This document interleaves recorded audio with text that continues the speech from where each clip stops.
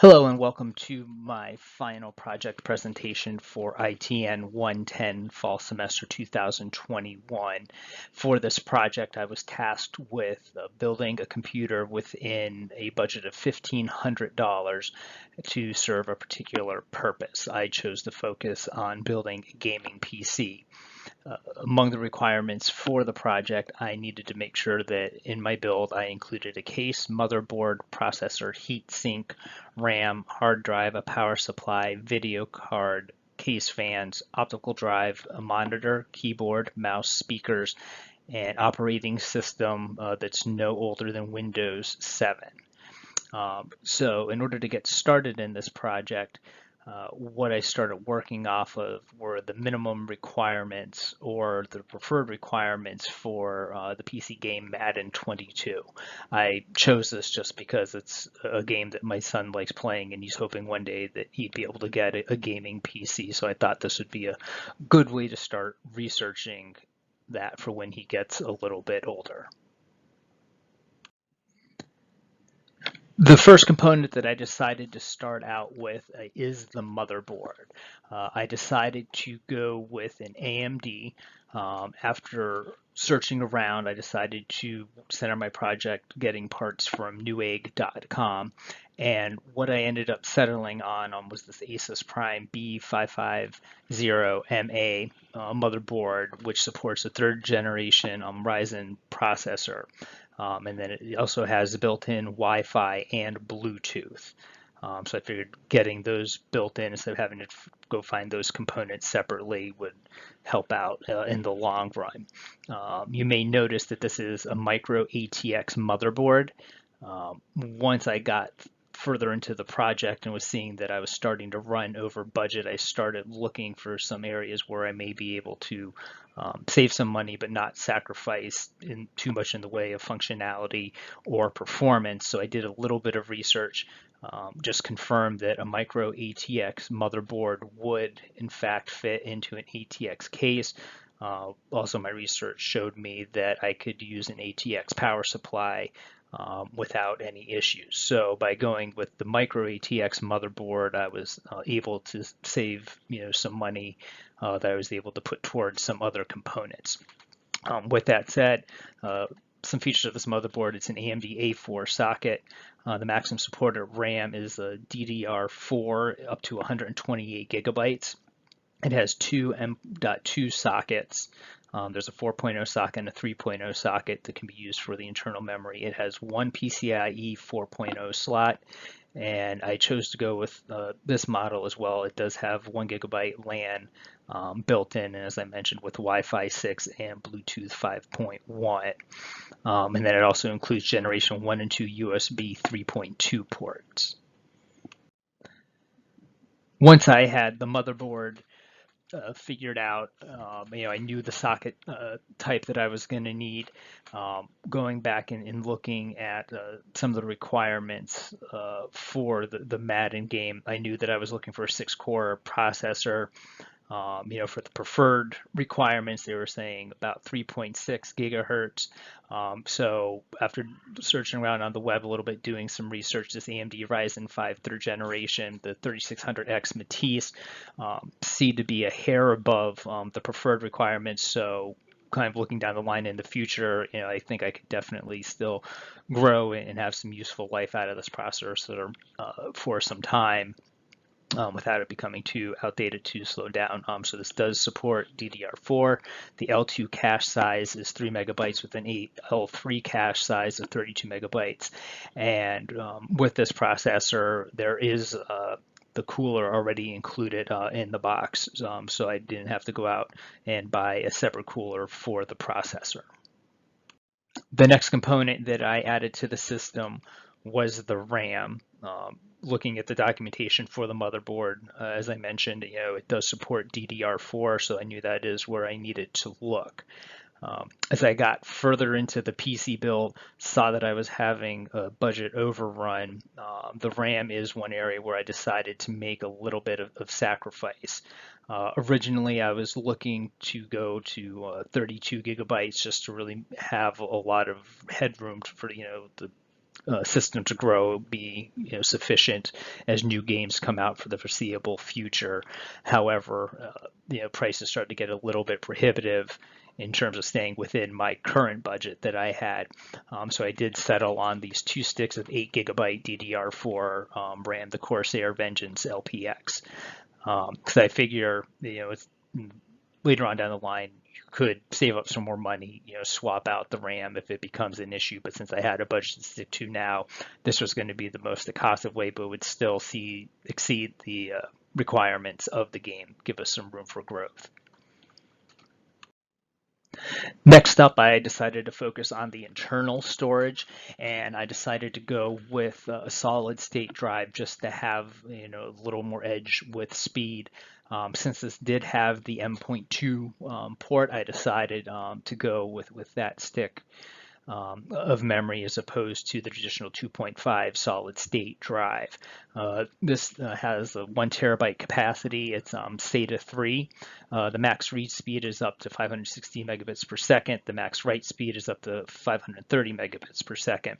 When I was looking into this and doing a little more research, I found out that the power consumption with this M.2 is about 25% less than previous versions.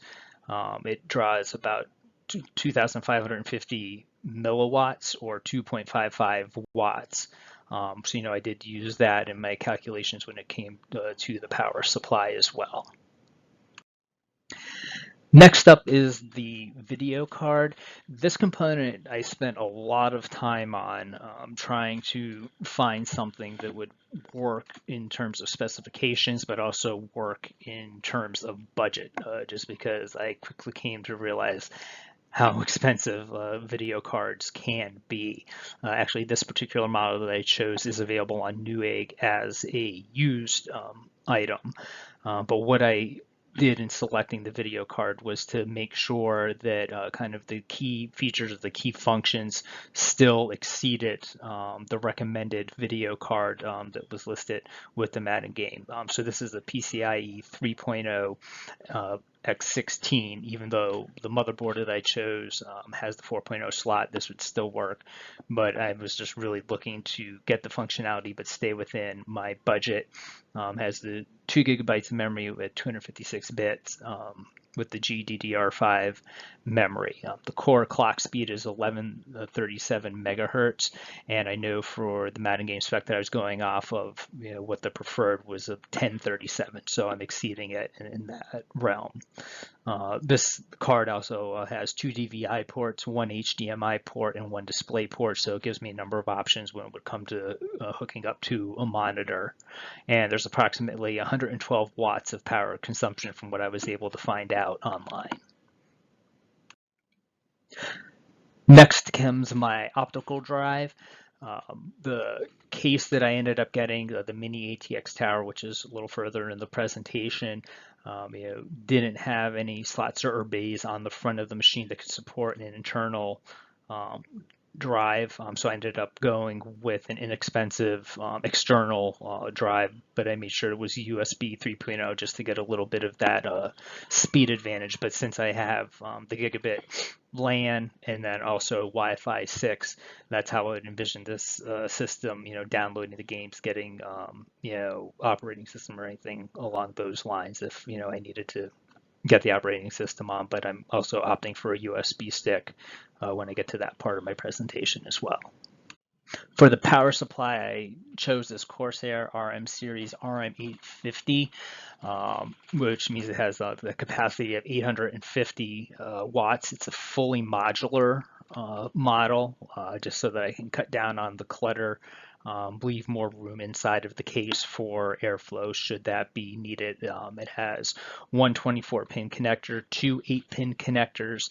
It comes with 6 PCIe 8-pin connectors, and then also 12 SATA connectors along with 4 peripheral connectors. So with this particular build, I'm not going to need all of those cables, but they're there if I would ever need them.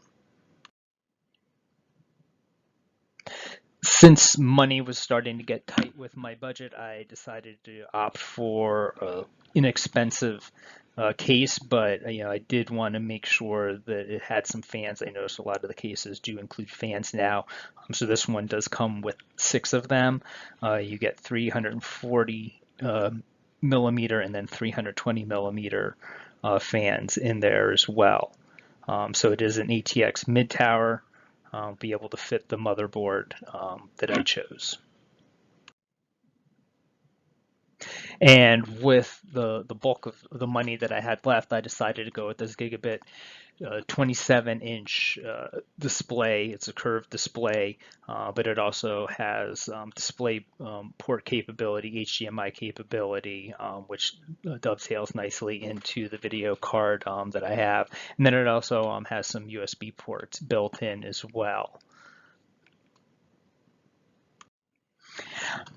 I opted for a very inexpensive keyboard and mouse setup, but I was also looking for one that got relatively good reviews. So 4 eggs out of 666 reviews. A new egg, I felt pretty confident that it would at least be able to get the job done for the foreseeable future, for the purposes that I would be using it for this PC build. For speakers, I opted for this Logitech 80-watt system, 1 subwoofer, 2 speakers.